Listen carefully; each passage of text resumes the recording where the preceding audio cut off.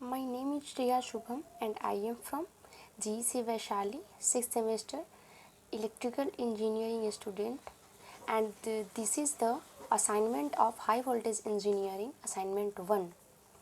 So the first question is, what are the advantages of transmitting electrical power at high voltages, and differentiate between HVAC and HVDC and list the advantages and disadvantages of each. So the first point in this question is that what are the advantages of transmitting electrical power at high voltages. So now we will see that the following are advantages of transmitting electrical power at high voltages. The first advantage is when the transmission is carried out at high voltage, the required volume of conductor material is reduced. The second is overall cost of conductor is reduced, thus it becomes economical to transmit large amount of power over longer distance. The voltage drop is reduced, losses in the transmission system are reduced, if efficiency of transmission system is enhanced. Now we are explaining how these advantages happens. So let us explaining the first point, that is volume of conductor material get reduced. So let us consider three-phase transmission of electrical power, where P is the power transmitted in watts, V is the line voltage in volts, and cos phi is the power factor of the load. L is the length of the line in meters, R is the resistance per conductor in ohm. Rho is the resistivity of conductor material, and A is the area of cross section of the conductor.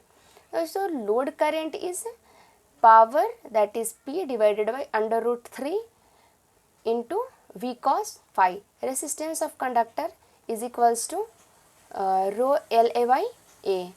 So total power loss will be regarded as sin W, and W will be 3 into I square R, because we know that power loss is I square R, but here we are taking the 3-phase supply, that's why that will be 3 IR square R. And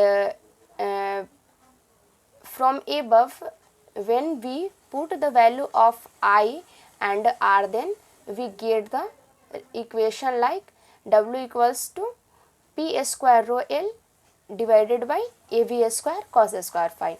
Now area of cross section of the conductor is given by A equals to P square into rho L divided by W, that is power loss V square cos square phi, and volume will be 3 into area into length, because for single phase area into length, that's why 3 will be multiplied for the 3 phase.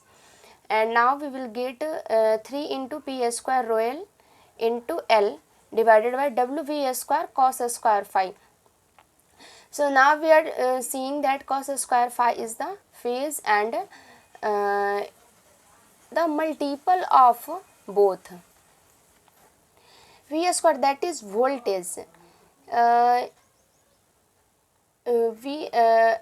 we are seeing that for a given values of P and L, rho and W, the volume of conductor material required inversely proportional to the square of transmission voltage and power factor. So from here we are seeing that